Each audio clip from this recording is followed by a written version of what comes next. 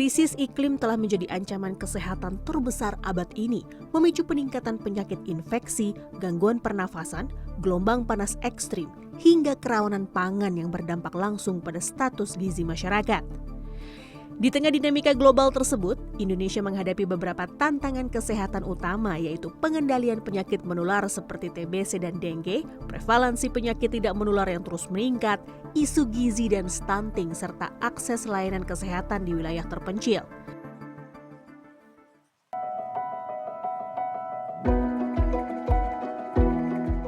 Tahun 2025 menjadi periode evaluasi penting bagi Kementerian Kesehatan, khususnya dalam implementasi transformasi layanan primer, percepatan digitalisasi kesehatan, dan penataan tenaga kesehatan.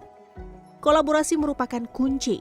Kebijakan dan inovasi lintas sektor mulai dari pemanfaatan teknologi kesehatan, kemitraan daerah pusat, hingga integrasi program kesehatan dengan agenda lingkungan dan sosial menjadi penentu keberlanjutan.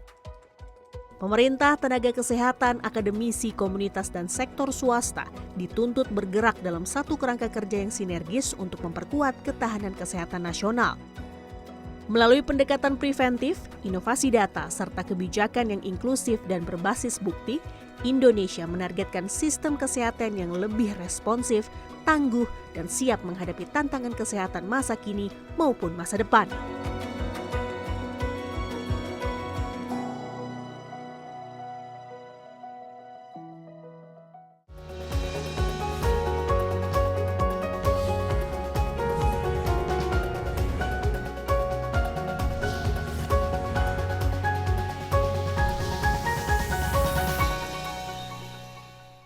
Ya, pada tanggal 12 November kita merayakan Hari Kesehatan Nasional. Tentu saja ini menjadikan momentum yang sangat baik untuk melihat kembali ya bagaimana arah kebijakan kesehatan nasional untuk Indonesia yang harus kita miliki. Apa saja strateginya, apa saja juga perencanaannya. Apalagi sekarang itu makin banyak jenis-jenis penyakit yang misalnya berkaitan dengan iklim, berkaitan dengan gaya hidup, dan juga berkaitan dengan tentu saja semakin banyaknya tantangan masalah sosial di masyarakat kita, dari stunting, dari ya itu penyakit menular, belum lagi penyakit yang disebabkan oleh misalnya lingkungan seperti demam berdarah dan lain sebagainya. Nah, saat ini saya sudah ditemani oleh Wakil Menteri Kesehatan yang lumayan baru karena saya belum cukup kenal dengan beliau, Dr. Beni Paulus Octavianus. Ya, Dr. Beni ini baru menjabat sebagai Wamen ini bulan Oktober. Baru 8 Oktober. Baru 8, masih fresh from the oven, masih baru. Dr. Beni, apa kabar? Baik. Sehat selalu? Sehat selalu. Nomor baru 1 balik ya? dari Copenhagen. Oh, oke. Tapi kesehatan Semalam baru balik. gimana? Masih jet lag? Enggak. Udah lumayan bisa tidur banyak. Oke. Nah, Dr. Beni, ini kalau dengan menterinya saya sudah cukup familiar ya. Dan dengan wamen satunya lagi, Dr. Danti, udah sering kita berbicara. Ini untuk pertama kalinya ya. Kita berbagi ya.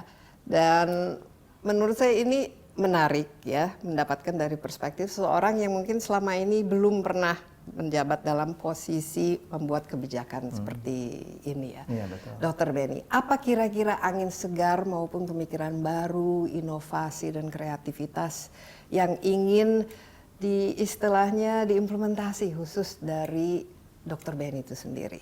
Terima kasih. Saya senang sekali bisa diwawancara oleh Ibu Desi Anwar karena beliau senior ya. Saya mengikuti Ibu dari tahun 90-an di seorang senior media. Jadi saya ingin memanfaatkan momentum ini untuk menjelaskan program-program negara ke depan. Karena Ibu kan influencernya banyak. Jadi saya sangat senang sehingga melalui Ibu banyak orang bisa, diskusi kita ini bisa banyak menolong orang, terutama begini. Kita punya masalah di Indonesia, orang Indonesia ini jarang sekali melakukan cek kesehatan. Karena saya bekerja, saya dokter sudah 35 tahun, dan saya lihat orang hanya pergi, hampir di atas 95% orang hanya cek kesehatan kalau dia mau kerja, atau dia mau naik haji, atau dia mau studi di luar negeri.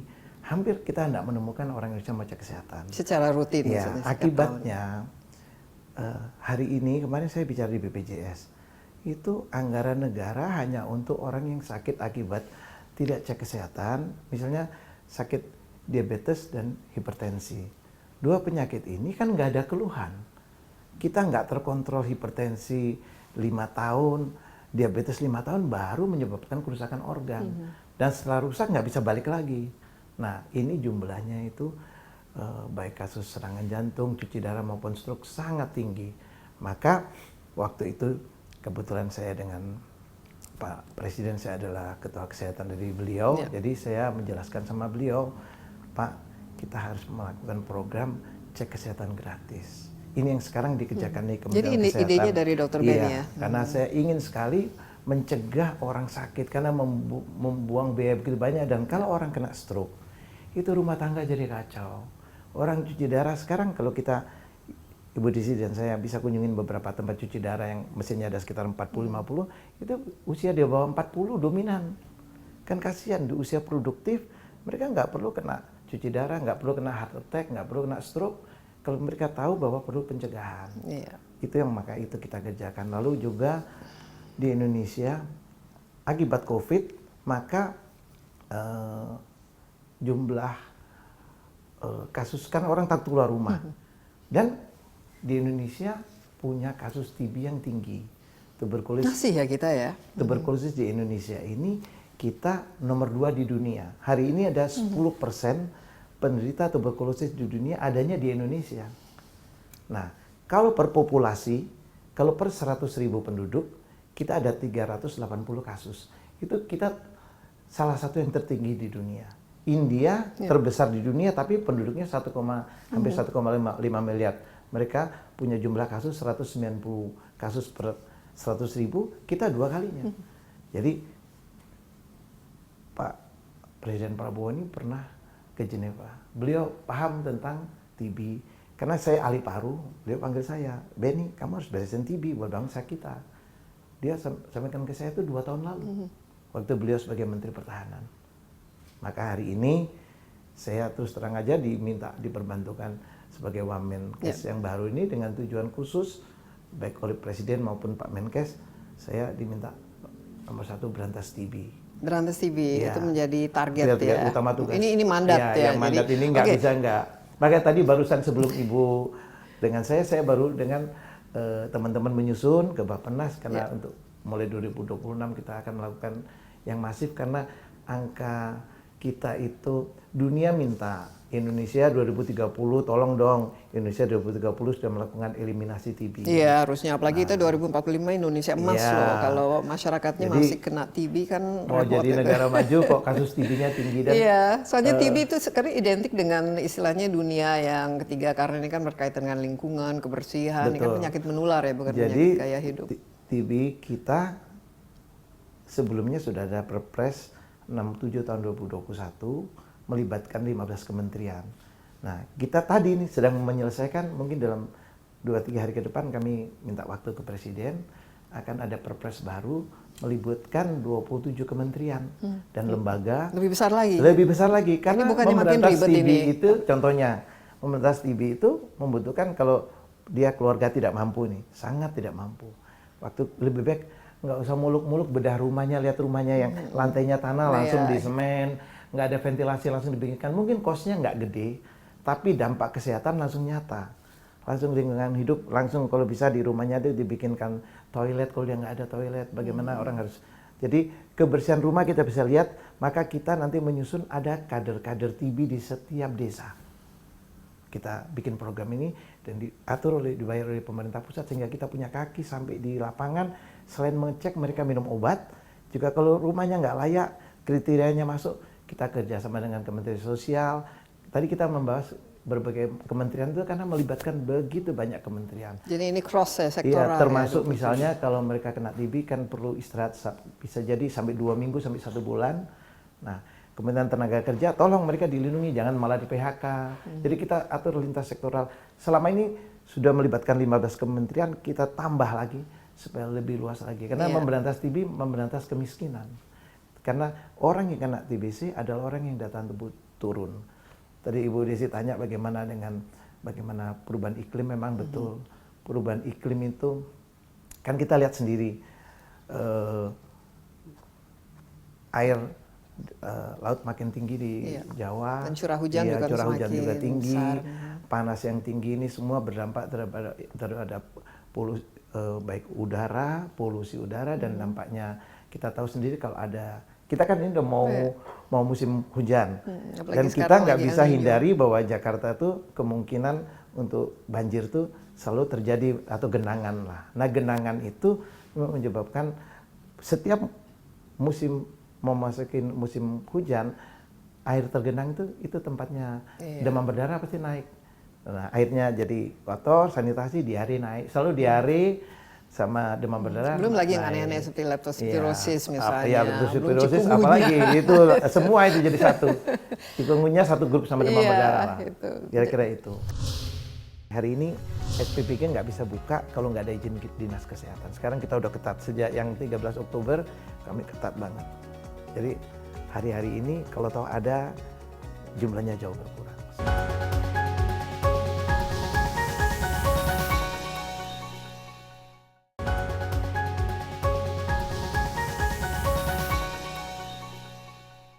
Jadi mandatnya pertama itu TB. Iya, yang kedua apa lagi? Ini nanti kita bahas satu persatu. Begitu tanggal 8, tanggal 9 pagi ditelepon di sini. Di petugas. Telepon langsung. Iya. Dari Pak Presiden. Iya, sama Pak Menseknek sama Pak Presiden. Ben, kamu beresin MBG, makan bersih gratis. Kenapa waktu itu keracunan lagi heboh? Bukannya udah banyak ini ngurusin MBG ini disuruh ngawasin. Karena kan terjadi keracunan ini memang banyak. Keracunan tiba-tiba heboh. Saya tanya sama Prof Dadan, Ketua MBG, beliau jelaskan sama saya, kami langsung kontak dari bulan Juli pertengahan ke September itu dari 2.000 SPPG naik jadi 9.000 SPPG. Satu SPPG kan 3.000, jadi nambah 21 juta piring. Nah, ada yang sudah expert, ada yang baru belajar, jadi kemungkinan menurut saya ada sanitasi lingkungannya kurang bagus. Itu kemungkinannya sangat besar ini, apalagi kita negara data tropis kita ada terbanyak karena E. coli, karena air. Nah, kemudian jadi kami mengusulkan hari itu juga kami rapat tanggal 13 Oktober, saya bilang, Prof Dadan, saya diminta Presiden untuk mengawasi kalian loh. Jadi saya tambahin satu, usulan saya apa? Harus ditambahkan, sudah di SPPG itu sudah ada satu ahli gizi, satu kepalanya, satu ahli keuangan sama karyawannya. Saya bilang tambah satu lagi dong, tambah ahli kesehatan lingkungan. Karena ahli kesehatan lingkungan akan tahu bahwa makanan itu memang bersih nggak, airnya bersih nggak. Jadi waktu dimasak sudah ready nggak. Nah ternyata kita kekurangan ahli lingkungan. Jadi kemungkinan sementara satu ahli lingkungan untuk 3-5 SPPG. Karena kan nggak mudah juga mencari ahli lingkungan dari Aceh sampai Papua.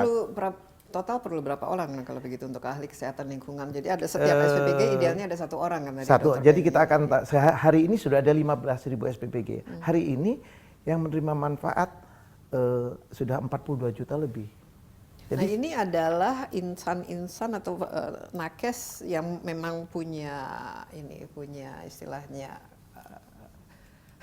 profesinya itu sebagai ahli kesehatan. Jadi bukan kan orang yang jadi ini sarjana kan ada sarjana kesehatan masyarakat. Nah, maka sarjana kesehatan masyarakat itu punya jurusan lagi kesehatan lingkungan. Tapi di dalam ahli kesehatan masyarakat mereka sudah mengerti juga lingkungan. Maka nanti akan ada satu sarjana kesehatan masyarakat, kesehatan lingkungan di setiap SPPG. Itu kita kan sekitar 30.000 SPPG. Jadi pertama kualitasnya makin baik, maka otomatis mengurangi risiko. Tapi memang data sampai hari ini sekitar 18.000 lebih kasus. Tapi dari sekian itu yang sampai dirawat sudah sekitar 638 orang sampai rawat inap. Tapi sudah dibedah ini kira-kira apa penyebab utama dari keracunan ini? Apakah karena yang makanan basi karena mungkin jaraknya jauh atau penanganannya tidak bersih atau air yang digunakan tadi tercemar atau dari segi jenis makanannya itu mudah rusak begitu dalam. Ya, karena rata-rata yang terjadi itu yang SPPG baru buka. Karena bayangkan orang nggak pernah punya catering, tiba-tiba memberi catering, memberi makan 3.000 orang. Coba 100 orang aja udah pusing, ini tiba-tiba 3.000. Makanya harusnya diserahkan dengan orang yang ahlinya lah, dan orang yang punya pengalaman ya sebagai catering gitu. Dari data kami terakhir mulai bagus. Kita sekarang kan biasa waktu di awal, waktu Juli ke September kan nambah 7.000 SPPG.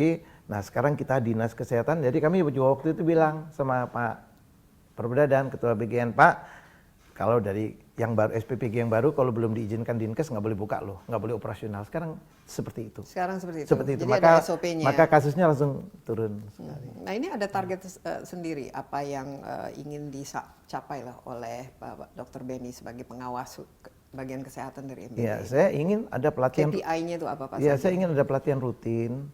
Lalu nanti meningkat jumlah protein yang dikasih berapa. Makin hari makin deskripsinya makin bagus. Supaya sekarang kan baru dibagi 3.000 piring set, SD sampai SMA sama.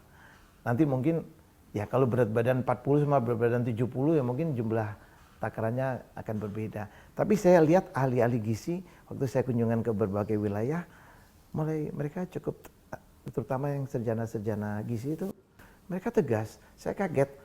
Tiba-tiba saya datang di Bandung, Dok, ini untuk yang alergi. Oh, jadi kamu udah bikin makanan yang untuk yang alergi ini, yang bukan. Jadi saya kira bagus lah. Kemarin saya di Denmark spesial ke SPPG di Denmark. Oke, seperti apa mereka dan apa kira-kira lesson learn-nya Ya, yang bisa dipelajari? Memang kelebihan mereka sterilitasnya sangat tinggi. Sterilitasnya sangat tinggi. Ya. Itu kelebihan mereka. Kenapa mereka lebih steril? Ya, jadi saya terus tanya, kalian sudah berapa bulan ini di Copenhagen? Sudah 6 bulan. Ini baru. Memberi makan berapa orang? 7.000 orang. Berapa itu nanti maksimal? Mereka bisa sampai 25.000. Berapa orang yang kerja? 25 orang. Nah kita, karena mereka kan pakai alat otomatis semua. Kita untuk cuci alat dapurnya itu kan masih pakai manual. Mereka semua sudah tenaga. Maka 25 orang bisa kasih makan sampai 25.000 orang. Kita kan satu SPPG di sini 50 orang. Iya. Beda karena teknologi lah. Iya. Mereka menggunakan, kalau di Denmark menggunakan apa? Mereka punya kantin, menggunakan kantin sekolah atau mereka mendirikan bangunan khusus? Ini mereka untuk mendirikan, yang saya kunjungi ini mendirikan bangunan khusus, nanti bisa ditunjukkan ya. Mendirikan bangunan khusus untuk melayani 25.000 anak sekolah. Ya kan mereka negara kecil. Jadi satu bangunan untuk melayani 25.000 anak sekolah di seluruh negara Denmark. Atau hanya satu kota aja. Copenhagen. Aja. Jadi disentralisasi begitu. Di satu ya. Cuman kan di Indonesia kan begitu luas ya dan begitu besar dan banyak ya jumlah penduduknya. Ini mungkin cost-nya nanti lebih banyak ke bangunan daripada kasih makan. Di Indonesia itu dibikin 2 model. Untuk yang penduduk padat seperti Jawa ini, mereka kita bangun untuk satu SPPG untuk 3.000.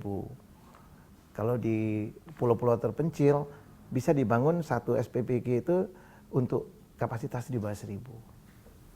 Ini yang sedang dikerjakan oleh BGN. Jadi cukup bagus kok, sangat kontekstual, sangat bagus. Tapi dari segi kembali ke gizinya, nah ini aspek ke gizinya itu, apalagi kan supaya lebih segar dan lebih juga kontekstual dari segi selera dan juga kesediaan makanan ini bagaimana Dr. Beni melihatnya? Karena dari barat ke timur kan beda-beda sekali ya, dan supaya kita juga menjaga istilahnya sambil menggunakan local products atau produk-produk lokal sehingga aspek supaya tidak cepat basi dan tidak terlalu lama dari segi logistiknya ini apa yang bisa dijadikan masukan? Jadi setelah saya tinjau beberapa tempat itu kadang-kadang waktu mereka variasi makanan supaya nggak bosan, nah kadang-kadang masaknya itu kurang matang. Yang kejadian yang kita tinjau ya, yang mengalami yang melalui keracunan itu kan kalau ada kuah-kuah kadang-kadang, dan yang terpenting itu adalah jamnya.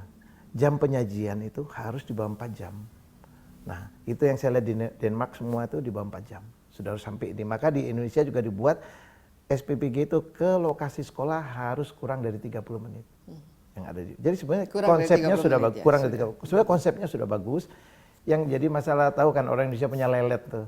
Jadi kadang-kadang keterlambatan itu yang perlu. Maka saya bilang kita harus terlalu membuat pemantauan rutin, sidak rutin ke setiap SPPG, itu tugas dari kami, memantau dari Kementerian Kesehatan, terus mengadakan sidak rutin itu. Supaya nggak usah terjadi. Kalau terjadi kan masa makan keracunan. Dan saya senang hari-hari ini laporannya mulai ya makin hari makin kecil. Ada kelihatan. Karena saya tiap hari yang memberikan data tuh ke Jadi dari Kementerian Kesehatan kan collect data kalau ada kejadian di Nah, mana-mana. contoh best practice di mana kalau menurut Dokter Benny yang bisa dijadikan contoh dan bisa jadi inilah direplikasi di seluruh Indonesia.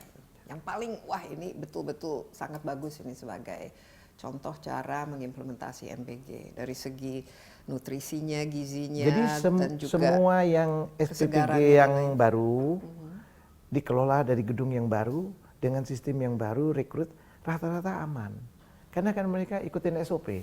Sementara yang lalu tuh mohon maaf sudah jelas sanitasi airnya nggak bersih tapi tetap maksain jalan. Pada waktu itu kan belum seketat hari ini. Hari ini SPPG nggak bisa buka kalau nggak ada izin dinas kesehatan. Sekarang kita udah ketat sejak yang 13 Oktober kami ketat banget. Jadi hari-hari ini kalau tahu ada jumlahnya jauh berkurang, sangat jauh berkurang. Tapi Dan kalau misalnya kantin sekolah kan ini lebih dekat lagi dong Dok, kalau Ya. menggunakan kantin-kantin yang sudah ada existing di sekolah. mungkin sehingga itu mereka- cocok untuk di daerah yang kepulauan, daerah-daerah yang kecil. Sebaiknya kantin sekolah aja kita manfaatkan. Karena kalau membangun satu gedung ini, Ya itu kan cost ya, lagi, ada cost lagi tersendiri. sangat besar costnya. Jadi Harusnya kan saya setuju fokusnya di sekolah terhadap- itu dibikinkan kantin untuk daerah-daerah 3T ya, terluar, terpinggir, yang 3T. Iya. Karena untuk mengubah suatu bangsa hanya ada dengan cara adalah memberikan kualitas SDM yang meningkat.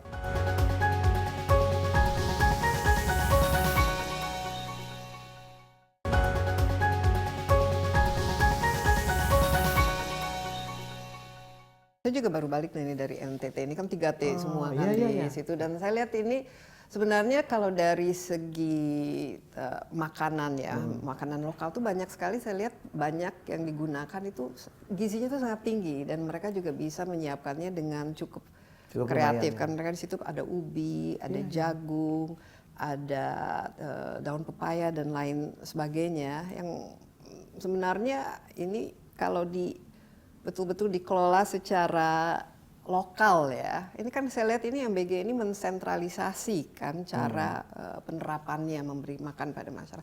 Kenapa tidak dibuat saja seperti ini? Jadi ada semacam empowering gitu dari Kan, segi kesehatannya juga. Jadi ini sekarang ini menurut saya baru fase memenuhi jumlah ke arah 82 juta. Ini kan satu proses Ya. toh. Dari tidak ada, hari ini ada 42 juta orang makan di Indonesia, itu buat saya itu satu prestasi lah. 42 juta anak sekarang sudah bisa makan tiap hari. Nah, mencapai setelah semua tahun depan 82 juta ada, baru kita naik kelas nih. Mulai kita perketat proteinnya, jumlahnya. Kita hari ini mereka Jadi lebih ke sudah volumenya bisa. dulu. Sekarang volumenya udah, yang penting semua udah dapat. Kuantitas dulu, bukan nanti baru kualitas. anak SD, SMP, SMA, berat badan mulai kita. Karena sekarang juga habis ini kita siapkan ada timbang badan di setiap UKS, unit kesehatan sekolah. Jadi kita akan tahu dampak memang pemberian makan bergizi gratis ini. Bayangkan tahun depan tuh anggarannya 351 triliun. Wow, luar Ya. biasa itu. Bayangkan kita Kementerian Kesehatan itu yang dipakai Kemenkes asli itu 100 triliun lebih aja. Yang lain kan bayar BPJS, bayaran uang udah keluar-keluar. Yang saya tanya di Kementerian Kesehatan berapa? Kita pakai 100 triliun lebih aja untuk kegiatan Kementerian Kesehatan. Lainnya sudah bayar BPJS orang sakit. Sementara ini memberi makan bergizi ini 351 triliun. Artinya kalau bukan komitmen politik kan nggak mungkin. Karena untuk mengubah suatu bangsa hanya ada dengan cara adalah memberikan kualitas SDM yang meningkat. Nah, lihat Pak Presiden melakukan membangun sekolah rakyat. Sekolah rakyat itu dibangun untuk anak-anak yang nggak mampu. Ini bukan urusan pintar ya. Anak nggak mampu dibangunkan asrama. Hari ini ada 100 asrama yang bisa isi sampai 1.000 orang. Mereka bisa ditinggalkan di situ, makan 3 kali sehari, tinggal di asrama, dihidupi oleh negara. Nah, ada lagi yang sekolah unggulan seperti Taruna, itu anak-anak yang pintar-pintar dikelompokkan di situ. Tapi semua ini menunjukkan komitmen daripada negara untuk membereskan tentang kualitas SDM kita. Karena kalau kita mau maju jadi negara maju 2045, menurut saya langkah ini memang baru kelihatan 2027-28. Oke, jadi KPI-nya itu persisnya itu khususnya MBG itu apa sih yang bisa dari segi kesehatannya, Iya, dari kan segi begini. jadi apa yang nanti yang bisa dihitung dan kapan paling cepat kita bisa lihat hasilnya yang positif. Terima kasih. MBG itu kita tahu bahwa dimulai pembentukan otak dimulai dari ibu hamil. Waktu hamil anak mulai usia 3 bulan kan mulai pembentukan itu jaringan otak semua. Nah itu terus sampai usia 2 tahun, itu 3 tahun pertama pembentukan otak itu sekitar 80%.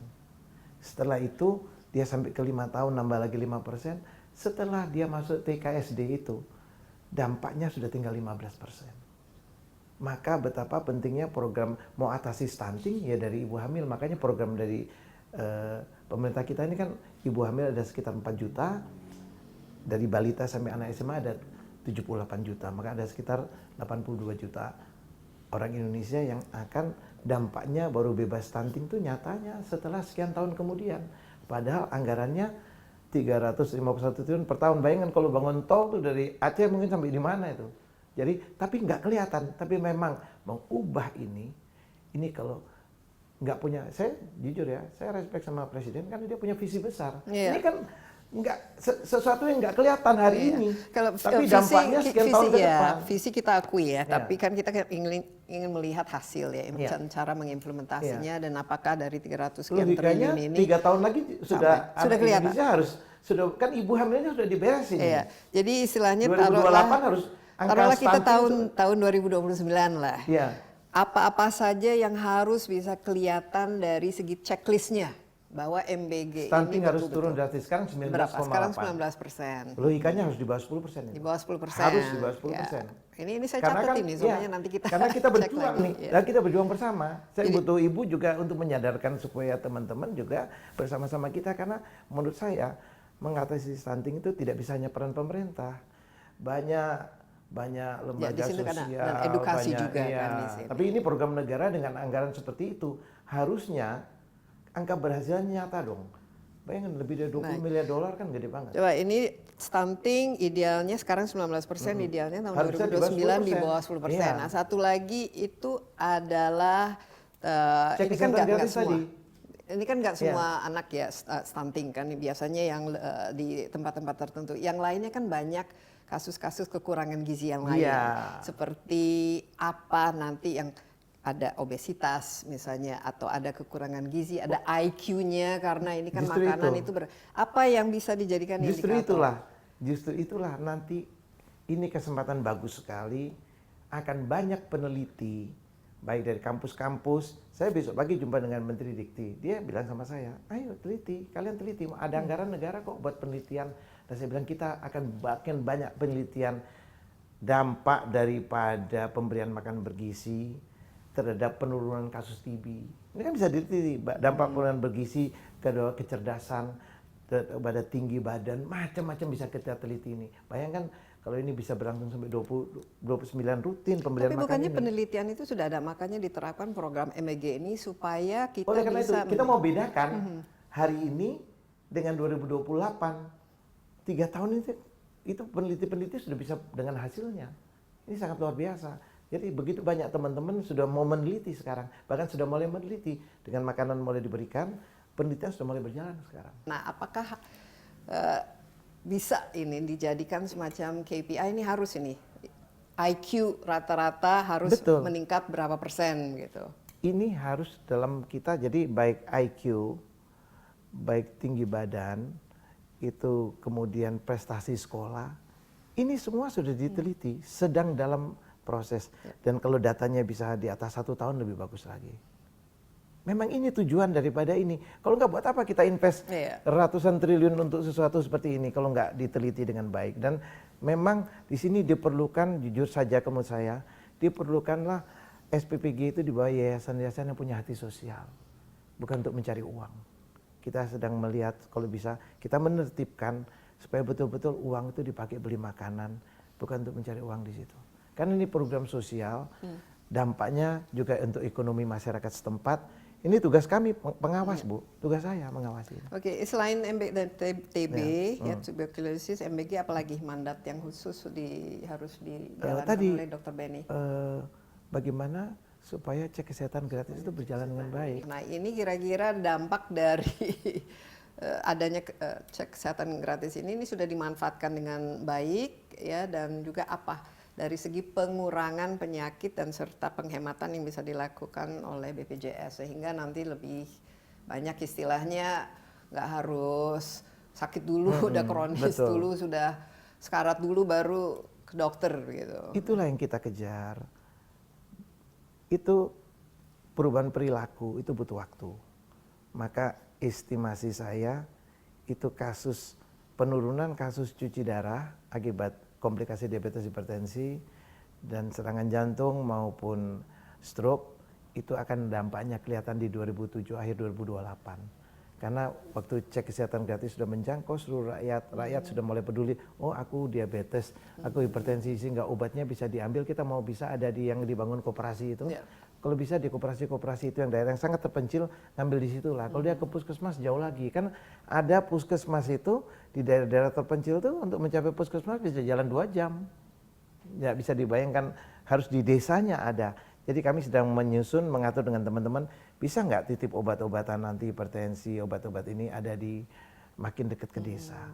Di Polindes kalau di Polindes. Jadi kita sekarang sedang mengatur strategi masuk ke bawah. Jadi kalau kita bisa pencegahan lebih tinggi, maka kita bisa mencegah kasus-kasus yang nggak perlu lah. Jadi orang Indonesia itu, saya juga ingin lihat hasilnya. Hari ini berapa ratus ribu orang yang cuci darah, tahun 2029 berapa ratus ribu. Tapi sudah ada peningkatan dalam kesadaran untuk melakukan medical check-up. Lumayan. Jadi kan katanya orang Indonesia paling malas gitu. Dari data kita ada sampai hari ini sudah dari 55 juta orang yang diundang, yang datang 52 juta loh, lumayan. Dan ini yang nggak datang usia. 3 juta, karena 3 juta itu mereka yang jawab lewat website, kadang-kadang karena kesibukan males. Tapi kalau yang datang ke puskesmas, itu malah lebih mudah datangnya. Prinsipnya kalau kita merokok, karena saya ahli paru ya, kalau kita merokok otomatis fungsi paru turun 20%, langsung itu.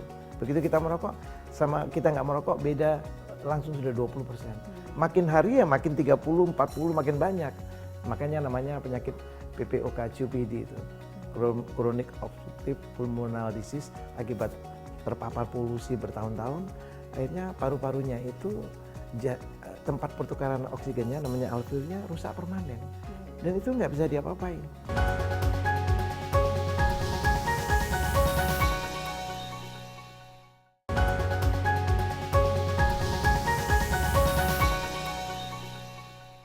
Bicara tentang gula, ini kan sumber penyakit yeah. dan berkaitan juga dengan awareness dan lifestyle. Ini bagaimana Dr. Benny? Karena menurut saya ini akan sangat berkontribusi terhadap pencegahan terhadap dini ini. Nah, saya aja deh, contohnya saya aja. Saya 2 tahun lalu overweight berat badannya. Oh ya, berapa kilo? Sementara saya nggak punya, dari keluarga nggak ada rata-rata diabetes, nggak ada. Tapi saya nggak sengaja 2 tahun lalu ke pabriknya teman saya. Periksa HbA1c ternyata berapa? Di atas normal, 6,7. Itu di atas normal. Saya kaget. Udah pre-diabetes kalau gitu ya? Iya, saya kaget. Loh, saya ini kan nggak ada keluarga diabetes. Nah, berat saya waktu itu 72. Sejak hari itu, saya langsung diet. Ini contohnya ya, saya diet selama 4 bulan, turun ke 60 dan sampai hari ini saya stabil di 60-61 sudah 1,5 tahun lebih. Dengan olahraga tiap pagi, jalan 1 jam. Jadi saya tiap hari nasihatin orang, saya kaget bahwa oh ternyata saya bisa kena diabetes hanya karena saya salah makan. Saya suka makan coklat, sama saya suka teh manis, sekarang saya stop semua itu, kebiasaan itu. Saya stop dengan air putih aja. Jadi ternyata betul, kita yang merasa diri sehat, karena saya merasa diri sehat, seandainya saya nggak iseng-iseng tuh periksa HbA1, saya nggak tahu tuh bahwa saya punya HbA1, gula darah saya sudah di atas normal. Nah, ini kan katanya is the diabetes, sugar is the mother of all diseases. Tapi kita terus terang ya, lingkungan kita itu membuat kita sangat tergantung pada gula. Kalau kita misalnya mana-mana ya pesen teh, ya pasti yang dikasih kan teh manis. Harus bilang jangan pakai gula gitu. Jadi default sistemnya itu adalah penyakit ya sebenarnya. Nah ini mungkin dari segi peningkatan kesadaran, edukasi, tapi juga menciptakan lingkungan di mana gula ini harus ada, sebenarnya kalau rokok kan ada peringatannya.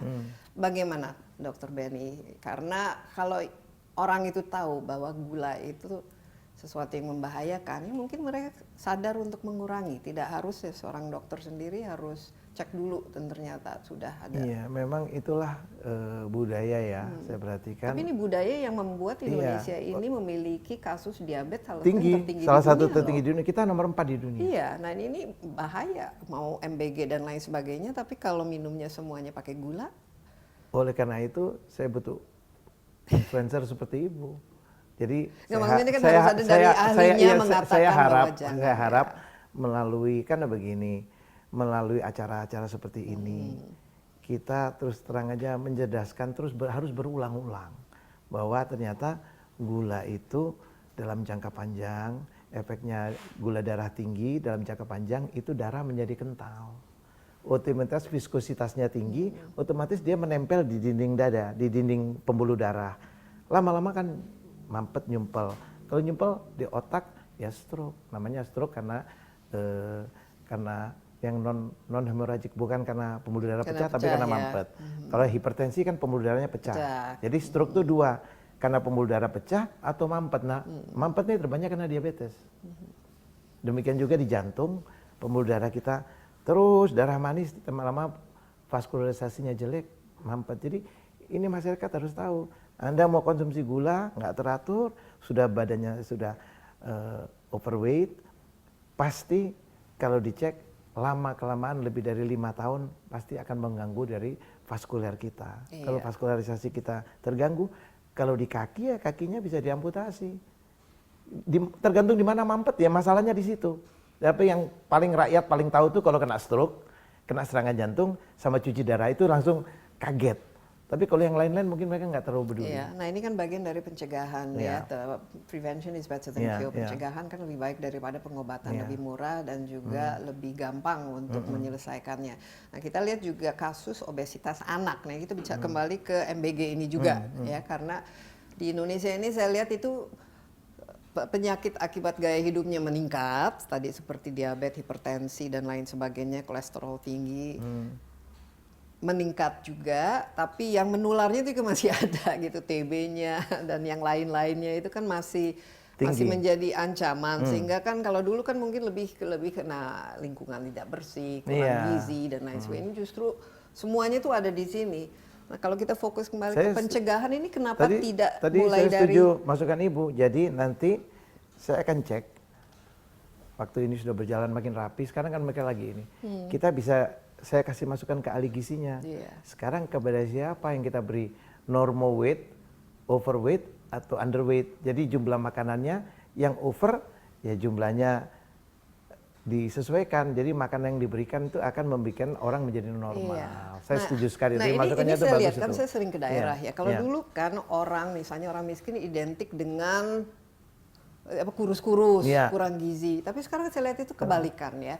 Justru yang sering olahraga, yang langsing-langsing itu adalah orang-orang yang dari segi ekonominya itu lebih tinggi karena mereka sadar untuk olahraga, memilih makanan yang jauh lebih baik. Tapi justru di daerah yang ekonominya itu menjadi tantangan, itu obesitas saya lihat itu lebih besar. Karena pilihan makanannya gorengan. Nah, kembali lagi supaya MBG ini tidak menciptakan ini kan setiap daerah kan punya profil masyarakatnya, anak-anaknya dan orang tuanya kan yang berbeda. Ini bagaimana supaya tidak blanket itu semua yang ada nanti. Saya setuju bahwa menu makanan setelah ini berjalan rapi, 82 juta orang sudah mulai bisa dapat rutin, kita naikkan pelan-pelan, grade-nya kita naikkan, mulai dari lebih banyak yang rebus, mulai banyak kita atur di situ supaya makannya lebih healthy, lebih sehat. Kembali ke ini Hari Kesehatan Nasional. Jadi apa kira-kira yang bisa menjadi bahan renungan bagi kita semua dan juga misi dan visi dari Dr. Benny sendiri yang menjabat sekarang sebagai Wamen. Jadi saya pokoknya ditugaskan negara, tentu kita ingin memberikan masukan yang terbaik adalah bagaimana di Hari Kesehatan Nasional ini masyarakat lebih peduli pola hidup sehat. Pola hidup sehat itu apa? Contohnya yang sederhana, masalah makanan. Makanan tolonglah Jangan terus satu hari kalau kita lihat di rumah gorengan ada 4 itu udah nggak benar. Harus variasi makanan, kurangin gorengan. Gorengan itu kalau kita cuci piring kan susah. Sama juga dia di pembuluh darah lengket itu sama jahatnya, gorengan tuh sama jahatnya dengan gula tinggi. Satu model tuh sama-sama bikin mampet itu. Jadi sering kita menemukan umur 33 tahun sudah heart attack. Tiap hari makanannya gorengan, pagi, siang, malam gorengan ya pasti mampet. Jadi pola makan, terus tadi pola hidup sehat harus mau kita minimal berolahraga ya nggak usah mulu-mulu lah 15-30 menit lah. Jalan kaki yang sederhana aja. Jadi pola makan, pola hidup dan istirahat kalau bisa tidur itu kita tidur jangan terlalu malam. Banyak orang itu meeting rapat sampai terlalu malam itu kalau di atas usia 60 itu tensi kita mulai uncontrol. Kalau lelah tensinya suka lari maka sering terjadi serangan jantung ataupun stroke pada orang-orang yang kelelahan karena tensinya udah lari tinggi nggak terkontrol. Nah ini harapan saya di HKN ini kita satu peduli dengan kesehatan kita, mau cek kesehatan dok. Kenapa sih takut cek kesehatan? Kan untuk diri kita. Negara udah kasih tinggal datang ke puskesmas. Sudah gratis lah. Gratis, minimal di tensi sama gula darah yang sederhana dulu lah. Ya. Tensi gula darah. Nanti dinasehatin sama dokter Nanti di puskesmas. cek kolesterol. Iya, cek kolesterol yang sederhana aja. Kemudian kalau itu sudah bisa, pola hidup sehat, ada olahraga. Kemudian kalau bisa lagi lebih bagus, peduli sama lingkungan dong. Karena ya memang salah satu sumber penyakit ya, itu tolong dong adalah peduli kalau lingkungan. nggak bersih. Kalau you ngerokok ya jangan ngerokok sembarangan Ya, karena kalau bisa orang jangan lain ngerokok lah. orang lain kena asap rokok kita nggak bisa protes. Di Indonesia kan kalau ada acara-acara orang masih merokok di mana-mana. Prinsipnya kalau kita merokok, karena saya ahli paru ya. Kalau kita merokok otomatis fungsi paru turun 20% langsung tuh. Begitu kita merokok sama kita nggak merokok beda langsung sudah 20%. Makin hari ya makin 30, 40 makin banyak. Makanya namanya penyakit PPOK, COPD itu. Chronic Obstructive Pulmonary Disease akibat terpapar polusi bertahun-tahun. Akhirnya paru-parunya itu tempat pertukaran oksigennya namanya alveolnya rusak permanen. Dan itu nggak bisa diapa-apain. Dulu ada teman kami, karena orang tuanya mampu, hidup dengan ventilator. Iya. Karena paru-parunya nggak bisa napas spontan, pakai ventilator dibantu sampai meninggal. Tapi Dokter Benny kalau misalnya dengan para menteri, wakil menteri lain dari teman-teman pemerintahan ini ya. mengingatkan nggak, jangan merokok atau jaga kesehatan ini, karena saya kan harus dimulai dari role modelnya itu dulu. Saya sebelum masyarakat bisa terpengaruhi, harus ada contoh positif dari. Ya, saya bilang kalau mau sehat, mau rasa enak, coba ya kita jalan pagi bareng-bareng. Kan terasa yang merokok pasti lebih nggak kuat. Jadi sebetulnya bukan. Atau mereka jalan sambil ngerokok. Dan kan merokok itu kan pertama ruginya ya. Pertama kan kapasitas paru menurun. Juga ekonomi bagi masyarakat yang nggak mampu kan cukup berat tuh beli rokok. Kemudian juga selain itu kan sama juga akibat merokok itu sama merusak pembuluh darah tadi. Untuk merokok, label di badan POM ya supaya makanan itu dilabelin, gulanya berapa, kadarnya berapa. Itu kita memang ada peringatan kalau kan memang gini. Negara makin maju, makin peduli lingkungan dan kesehatan.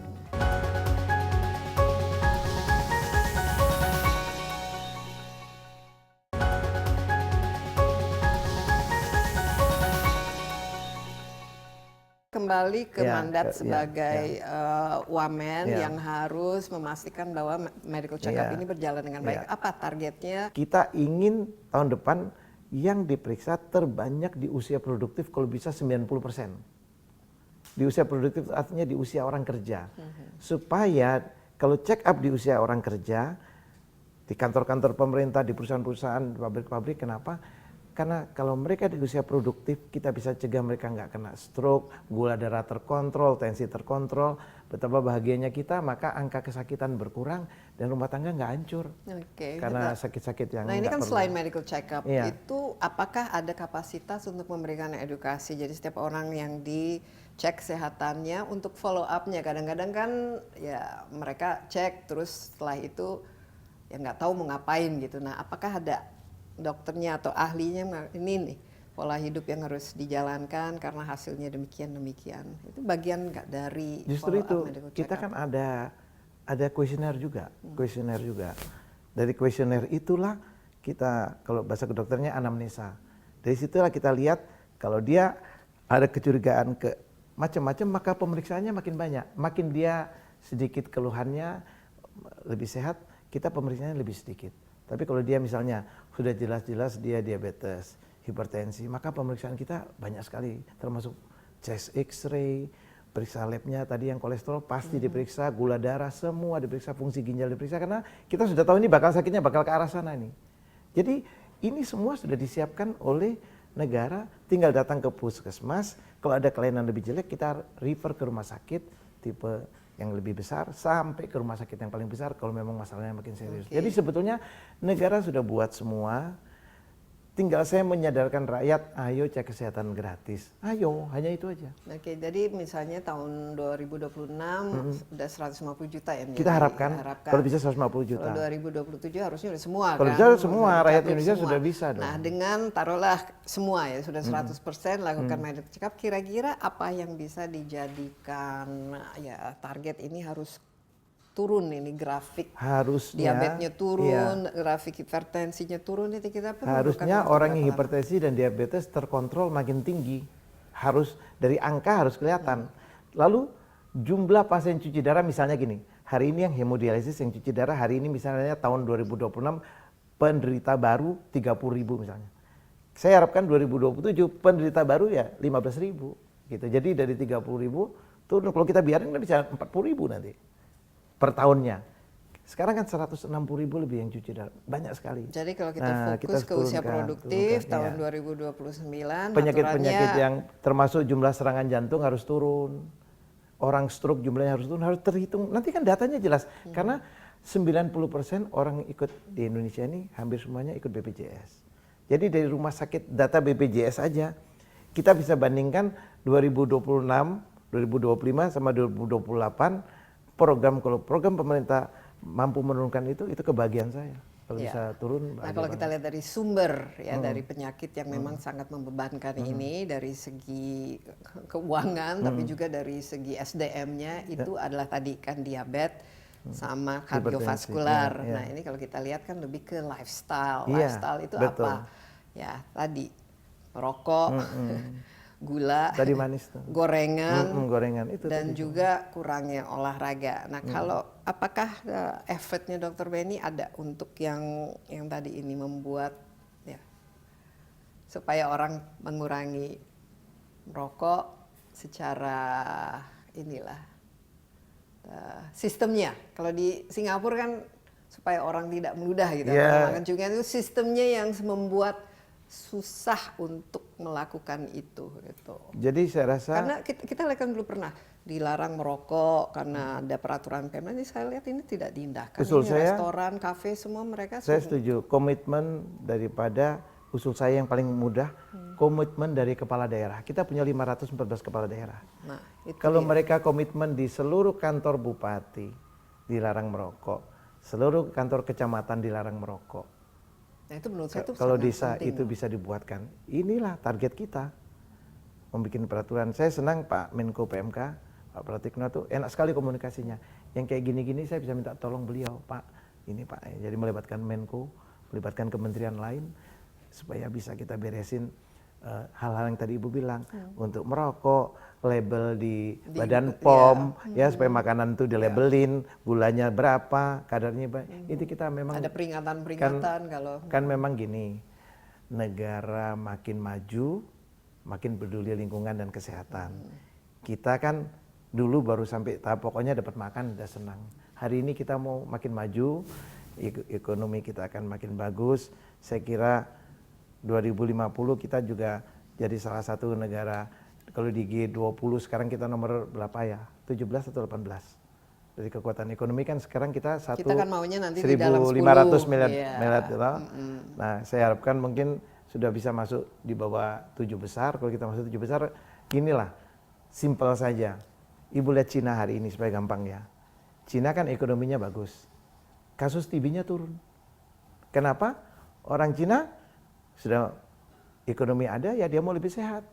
Maka tadinya Cina TB nomor 2 di dunia, sekarang udah nomor 4. Padahal penduduknya 1,5 miliar, kasus TB-nya lebih sedikit dari Indonesia. Nah, saya kepingin Indonesia seperti Cina. Mungkin tidak cukup berdasarkan imbauan ataupun meningkatkan Harus kesadaran. kebijakan. Harus kebijakan dan ada sanksinya. Iya, gitu. kebijakan. Seperti kita lihat paling tidak ada Kita tiru peringatan. negara-negara lain lah. Sebetulnya di kita sudah banyak yang bagus, cuman tadi yang seperti Ibu bilang, belum merata. Ada gubernur yang peduli, bupati yang peduli, kayaknya ketat banget. Termasuk, mohon maaf ya, anggaran kesehatan. Anggaran kalau saya kan suka ke daerah-daerah. Saya ngecek aja anggaran kesehatannya buat wilayah itu berapa. Dari situ saya sudah tahu kepeduliannya bupati, wali kota sama gubernurnya seberapa persen. Dari situ sudah ketahuan. Kalau dia yang peduli, pendidikan dan kesehatan dia besar sekali. Karena dia tahu bahwa kalau mau cetak manusia unggul, perbaiki pendidikan dan kesehatan sama lapangan kerja. Ini kan sudah sebulan ya, Iya. Pak Dr. Benny jadi Wamen. Bagaimana ini tantangan terbesar apa atau Saya senang merasa dengan Pak Menkes, dengan Pak Dante, kita bertiga kompak banget sama dirjen-dirjen sama sekjen semua, kita kompak tiap hari bersama. Bagusnya ya dalam 1 minggu kita bisa rapat bersama sekitar 8 jam, jadi satu sama lain bisa, kalau ada sesuatu Saling yang kurang mengisi bisa saling cepet, nggak ini usah tantangan terlalu lama. terbesar sekarang karena Indonesia ini sangat besar, masalahnya banyak dan juga yaitu kadang-kadang susah untuk membuat masyarakat juga ya. Diberikan sudah gratis tapi masih tidak. Nggak apa-apa, ini tahun pertama. Buat saya tahun pertama sudah bisa sampai 70 juta, kalau tahun depan bisa. Kalau orang sudah pernah cek kesehatan, dia kan tahu, oh cuman kayak gini, terus dia tahu manfaatnya kayak gini, nanti tahun depan dia akan minta sendiri. Dan bagi yang sakit, kan bisa langsung rutin. Nggak perlu itu lagi, kan semua sudah ditanggung negara kok. Tinggal datang mau aja. Ini sesuatu buat saya nih, buat saya harus mengusulkan kepada Menteri Pendidikan Dasar, kurikulum kita harus lebih kuat lagi terhadap kesehatan. Karena kita kuncinya di waktu mereka masih anak kecil kita didik gitu. Iya. Itu lebih mudah. Sama orang tua mungkin, Anak jenis kecil itu makanan yang ya. diberikan di rumah Ya. itu. Anak-anak bisa jelasin orang tuanya loh. Kalau kita didik mereka bagus di sekolah, ibu kenapa kok gorengan semua? Kalau kita didik mereka bagus, Nah makanya bisa. contoh makanan MBG ini harusnya Iya. yang dijadikan rujukan ya. Begini loh bentuk makanan sehat ini. Nanti itulah Ibu, step berikutnya kan saya sebagai pengawas. Bukan jadi sumber penyakit justru. Dan saya senang juga kami komunikasi dengan Pak Kepala Badan maupun Wakabadan. Setiap pagi saya sebelum jam 6 pagi sudah komunikasi dengan mereka setiap hari. Nggak ada hari yang nggak komunikasi. Oke. Jadi kami selalu, kadang-kadang mereka juga protes ke saya, Ben kalian kok terlalu keras, ya, dinkesnya terlalu kenceng ini. Saya bilang teman-teman kalian perlu ini pendekatan personal. Nah, kadang-kadang mereka kan protes, kenapa kok SPBG-nya nggak diizinin boleh segera memulai. Dari kita kan kalau syaratnya ini belum memenuhi nggak boleh. Nah, jadi kadang-kadang kita perlu pendekatan karena saya nggak mau terjadi keracunan. Gitu. Iya. Tapi bagus kok, makin hari makin baik. Ya, kita hitung aja nanti, kita Iya. lihat, kita Iya. mengawasi. Tadi media Iya, ini saya harus setuju. Nah, iya, dan semoga semakin baik juga ya pelaksanaannya. Ada pesan khusus untuk HKN yang mungkin 1-2 kalimat bagi ya, saya kembali lagi. Dalam HKN ini kita ingin bahwa manusia Indonesia harus hidup lebih sehat lagi dengan cara mumpung ada CKG, cek kesehatan gratis. Tolong dimanfaatkan. Bagi usia produktif, tolong dong cek kesehatan. Sayang dong kalau kalian punya hipertensi dan diabetes yang nggak diobatin. Kalau ada keluhan batuk lebih dari 2 minggu, segera datang ke sarana kesehatan, kita foto ronsen parunya. Kalau jalan dikit udah capek, baru jalan 50 meter naik tangga 20 meter capek, kemungkinan besar jantungnya pompanya udah nggak bagus. Tolong ke sarana kesehatan. Sangat mudah kita tahu gangguan jantung, paru, DM hipertensi ini, mohon maaf, 80% ngabisin uang negara penyakit ini. Ya. Jadi tolong datang dong ke sarana kesehatan, kita siap bantu kok. Iya, ini Gitu. dari ahlinya nih, Dr. Iya. Ben ini ahli Iya, paru-paru paru ini, kan jadi urusan harus jantung, didengarkan. iya.